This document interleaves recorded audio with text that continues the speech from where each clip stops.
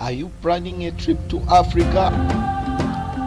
Let me tell you the 5 best places to visit when you come to Africa. Number 1, Kenya.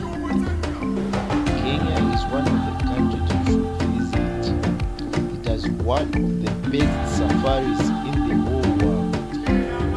You will enjoy the